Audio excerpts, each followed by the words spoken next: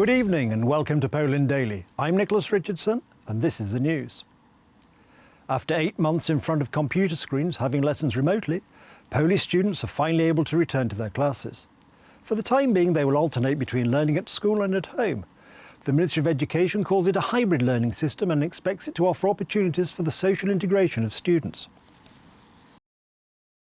The youngest students have been attending school for several weeks, while more senior pupils in primary and secondary schools will soon be able to sit at their desks again. In our case, these are the 6th and 7th grades, and the rest, 4th, 8th and 5th, will join next week. The point is for the 8th grade children to be able to prepare for their exams. Students of the senior classes of primary and secondary schools have been learning remotely since October 26 last year. Being able to return in the last month of the school year will enable them, first of all, to rebuild relationships. I was very touched when I saw the students in front of school talking after such a long separation. The entrance to the school is still in accordance with the sanitary requirements, but they were already happy to finally see each other. The hybrid system will be in effect for the next 2 weeks. From May 31st onwards, all students will return to school. It would be best to focus on the integration of the students. This time cannot be used from a scientific point of view.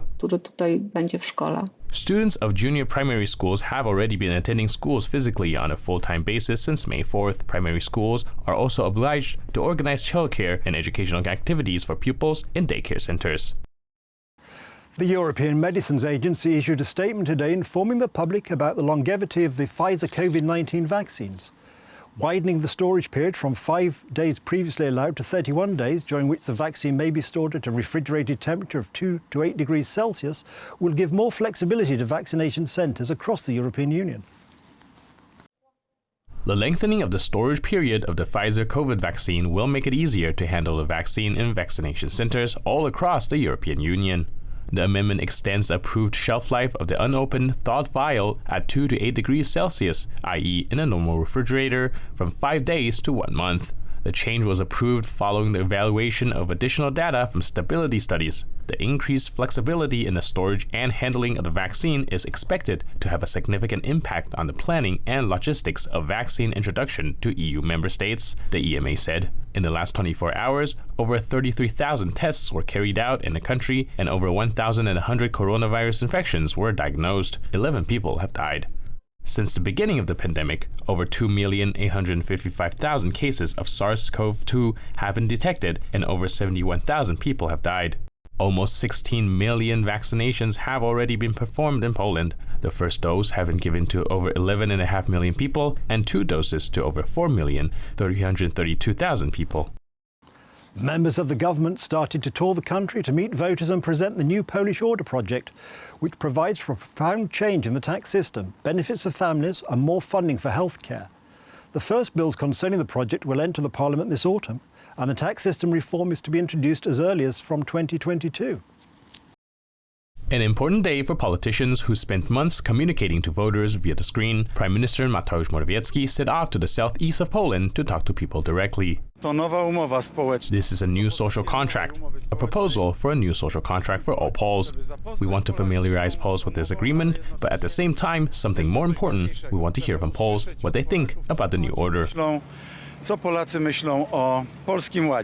The program covers 10 sectors, but the main objectives include the prioritization of increasing investment in the healthcare system.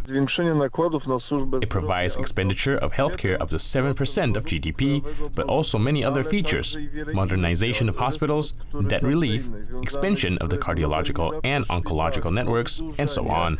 The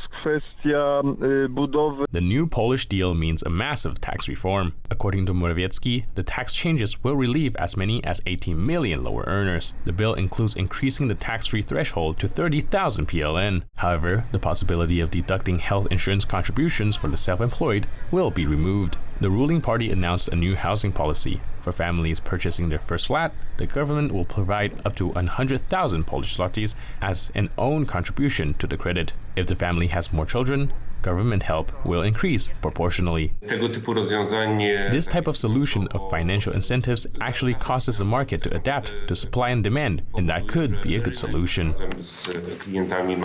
MEP Róża Thun has left the Civic Platform, stating that the party lacked debate and solidarity. On Friday, the National Board of the Civic Platform decided to exclude MPs Ireneus Ras and Pavel Zalewski from the party for acting to the detriment of the platform leadership. The deputies have issued an appeal to the party's internal members' court. We said that we do not like the PO losing support from 25% to 12% under the current president. We will forward our appeals to the peers' court on Thursday and hope they will be fairly assessed. The Agencja Bezpieczeństwa Wewnętrznego, or Internal Security Agency, has detained a person suspected of spying for foreign intelligence. Marcin K. established cooperation with the intelligence service of the Russian Federation and provided military intelligence to the Foreign Service. That's the news. Thank you for watching. Stay with us for the weather, Poland Daily Business and more programmes. But from me, it's have a good night and a better tomorrow.